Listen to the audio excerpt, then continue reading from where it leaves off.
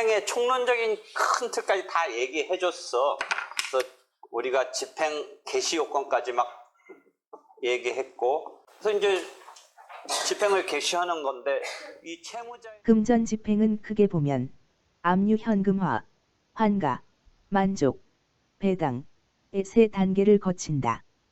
다만 압류를 어떠한 방법으로 하고 현금화를 어떠한 방법으로 하는가에 관하여는 압류의 대상이 된 채무자의 재산이 유채물인가 무채물인가, 나아가 유채물이라도 그것이 부동산인가 동산인가에 따라 달라진다. 건데, 이 채무자의 재산이 계속 이 그림은 계속 그려주지. 채무자의 재산이 부동산일 경우도 있고 동산일 경우도 있고 지금 채권일 경우도 있단 말이지. 그러니까 이게 금전 채권의 경우이고 비금전 채권의 경우는 또 한 챕터가 있는 거지. 지금 돈 받을 권리가 있는데 뭐 대여금이든 매매대금이든 손해배상금이든, 그래서 집행권은 대표적인 판결, 확정 판결에 의해서 돈 받을 게 금전적으로 있는 건데, 그 확정된 판결 내용, 집행권의 내용대로 갚아버리면, 지급하면 되는데 그게 안 되니까 채무자의 부동산에 대해서, 집이나 땅에 대해서, 그 다음에 채무자의 동산, 물론 부동산하고 동산의 사이쯤에 거한 게 뭐 선박, 자동차 이런 거는 공식적으로는 동산이지만 이 급이 부동산급으로 지급해주는 거지. 항공기 이런 경우. 그다음에 동산의 경우는 채무자의 이제 동산인데, 전통적으로는 이 경제 규모나 이런 게 과거에는 동산의 경우도 곧잘 했는데 지금은 그다지 값어치 있는 뭐 동산 아무리 따져봤자 큰 그게 안 나온다. 다만 뭐는 있다고 그랬지? 심리적으로 압박하는 것은, 부동산은 등기부에 탁 압류 등기 올라가도 물론 이제 어마어마한 거지만, 이게 심정적인 것은 자기 주위에 있는 동산 같은 거가 눈앞에서 딱 압류되고 이런 거가 더 타격이 있다, 그런 이야기를 했지. 그다음에 이 채권이 채무자의 채권이면 채무자 말고 제3채무자라는 개념이 있지. 그러니까 월급이면 제3채무자가 회사가 있는 거고, 예금 같은 거면 제3채무자가 은행이 있는 거지. 그래서 이런 대상에 따라서 이제 집행 대상에 따라서 이 그림을 계속 그려주는 거지. 근데 집행의 그 순서는 크게 압류가 돼서 압류를 하고, 이 압류시켜서 묶어놓고 이걸 갖다가 현금화하는 거지. 이 현금화가 부동산의 경우는 경매를 하는 거지. 물론 강제경매 말고 관리하는, 그 수익 갖고 회수하는 경우도 있지만 그건 좀 특이한 거고, 우리가 일반적으로 상정하는 건 경매한다, 강제경매 요거지. 그래서 이때 경매고, 강제경매라는 것은 이 집행권은 판결이고, 만약 이게 저당권일 때 저당권 실행으로서 그 저당물을 실행할 때는 임의경매라는 말을 쓴다고 했지. 그렇지만 자체적인 특별한 점은 몇 개 빼고는 강제경매에 관한, 이거 굳이 더 붙인다면 강제경매에 관한 규정을 준용하고 있죠. 앞쪽서 큰 틀을 생각하고,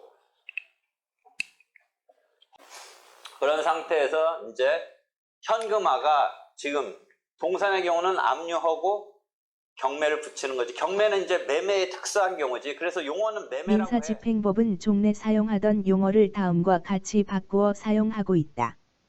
예를 들어 경매 또는 경락은 매각으로, 경매기일은 매각기일로, 경매물건명세서는 매각물건명세서로, 최저 경매 가격은 최저 매각 가격으로.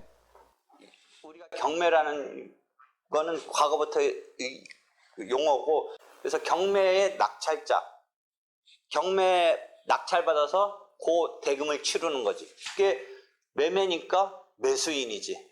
그렇지? 일흥 이 채무자가 매도인이 되는 거지. 경매의 매도인이 되고, 그 낙찰받은 사람이 매수인이 되고, 매수대금을 납입하는 거지. 매수대금이 납입되면 이제 그거 가지고 현금화의 다음 단계가 뭐야? 배당이잖아, 배당. 즉 배당이고, 채권자 입장에서 보면 변제되는 거지, 그게.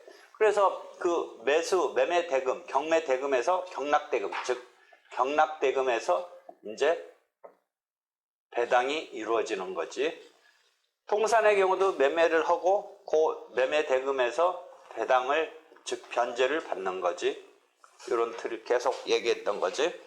그 다음에 채권의 경우는 압류를 하고 채권을 압류를 하지. 근데 동산을 압류하는 경우가 우리가 딱지 붙인다, 빨간 딱지 붙인다고. 부동산을 압류하는 게 어떤 거야? 등급에 올리는 거지. 채권은 어떻게 하겠어, 압류가? 채권을 이렇게 눈으로 본다는 게 없잖아. 채권, 은행 예금, 뭐 굳이 생각한다면 은행 통장에다 딱지 붙이나? 어떡하나? 회사 월급 봉투에다가 딱지. 옛날엔 그나마도 월급 봉투로 받았다는 개념이 있는데 요새는 온라인으로 입금되는데. 그러니까 추상적인 거잖아, 그 채권이라는 게. 추상적인 거에다 뭔가 이렇게 건다라고 하는 게 이렇게 눈으로 보는 걸로 할 수는 없잖아, 잘 생각해. 어? 그렇지?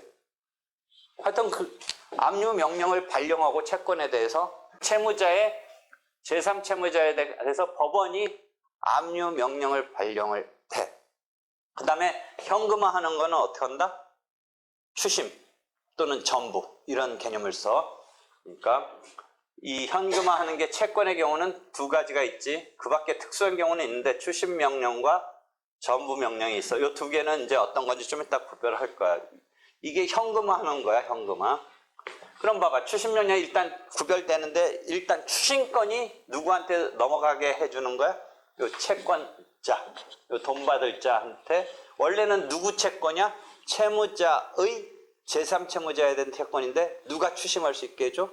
채권자. 그러니까 그 추심권을 채권자한테 넘어간다라는 것에 따른 결과는 틀은 뭐하고 비슷하니?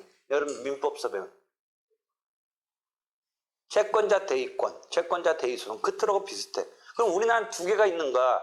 채권자 대의권 제도가 있고 민법 404조에 집행법 자체에 추심 명령, 추심해소, 추심 명령이 내려져서 추심 명령이 되면 자연스러운 제3채무자가 누구한테 이제 추심 명령이 있으니까 지급하면 되냐면 이 채권자한테 지급하면 되는데 이 사람들이 무슨 갈등이 있는지 순수히 지급을 안 하면 그 자체를 소송으로 내는 걸 추심금 청구해소라고 그래. 추심해소라고 그래.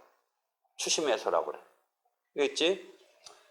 그러면 지금 추심해소 내지는 추심 명령 제도가 하나 있고 집행법에 그거와 비슷한 틀인 채권자 대의권에 대한 대의소송 등이 있는데 차이는 뭐야? 하나는 민법 제도이고 하나는 집행법 제도인데 한 번쯤 내가 지나가면서 얘기했어. 차이는 채권자 대의권은 대의권 요건만 갖추면 돼. 근데 지금 추심해소 등이 들어오려면 뭐가 있어야 돼? 확정 판결 집행권원이 있어야 돼.